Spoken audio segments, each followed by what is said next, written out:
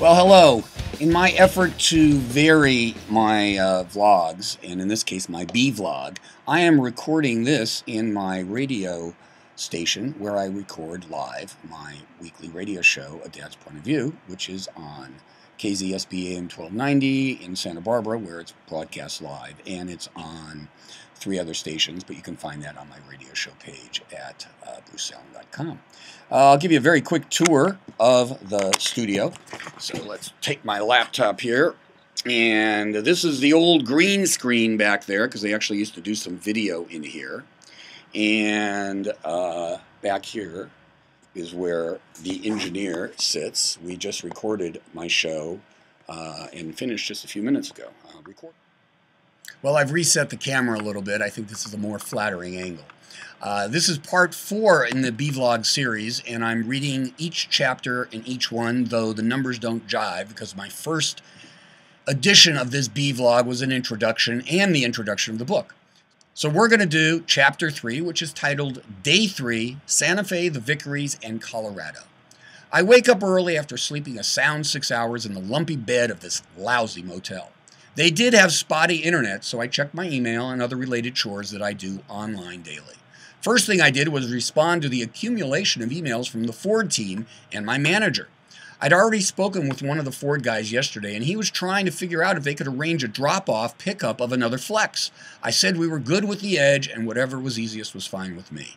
Just a note, if you're listening to this as a first one, Ford had generously given us a brand new Ford Flex for the trip, and sadly it broke down in the middle of nowhere. We ended up having to take it to the Ford dealer. They could not figure out what was wrong with it, and I rented a Ford Edge instead, and now we were looking to coordinate getting another Ford Flex. That's just an aside. Back to the book. Frankly, the whole experience was enlightening and enriching, though I'd rather it not have happened.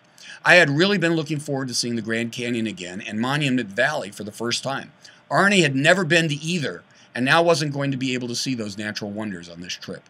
While hanging out in Dolan Springs with our dead car, we learned that going to the Skywalk was probably not such a great idea, so we determined to skip that anyway. I replied to the accumulated emails with special mention of the incredible care and concern we got from Rodney Phillips and his team at their Colorado River Ford dealership in Kingman, Arizona. Their phone number is 928-757-3131. Rodney, if you're listening or watching this, please, again, thank you for your incredible kindness, graciousness, and care that you showed us. You showed Ford proud, and you made us feel very welcome. I woke up the very sleepy Arnie, and we headed back on the road. We had decided that our itinerary needed adjustment in light of the last 24 hours and changed our plans to head to Santa Fe, New Mexico to have breakfast and maybe do a quick tour of downtown.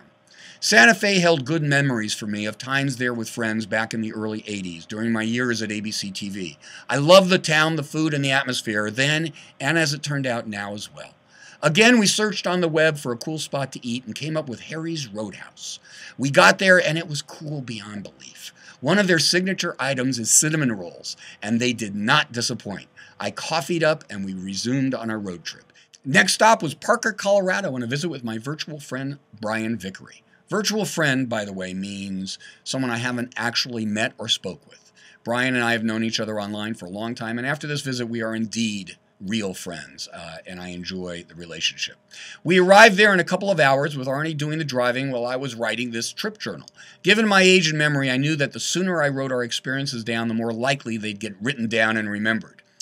We found our way to Brian's house and met his wife, Chris, and daughters, Savannah and Alexis, and their respective boyfriends, Jess and Josh. After settling in, Brian and I headed out to play some tennis, something we discussed doing for weeks prior to my arrival. And there's a phone call interrupting me. So let's put this on pause. Hello? Hi, Tanya. Perfect. I'll see you then. Bye. Okay, let's get back. Given we were at an altitude of 5,000 or so feet, it was quite the experience to play tennis with the balls literally flying off my racket. I never quite got used to it, and by the time I sort of figured it out, I was winded from both the long day and the altitude. But it was fun to move around some after so much time in a car the past few days. The rest of the evening was completely relaxing as we all hung out, had a couple of beers, a great barbecue dinner with some veggie stuff for me, and that is hospitality, and thank you, Brian and Chris Vickery.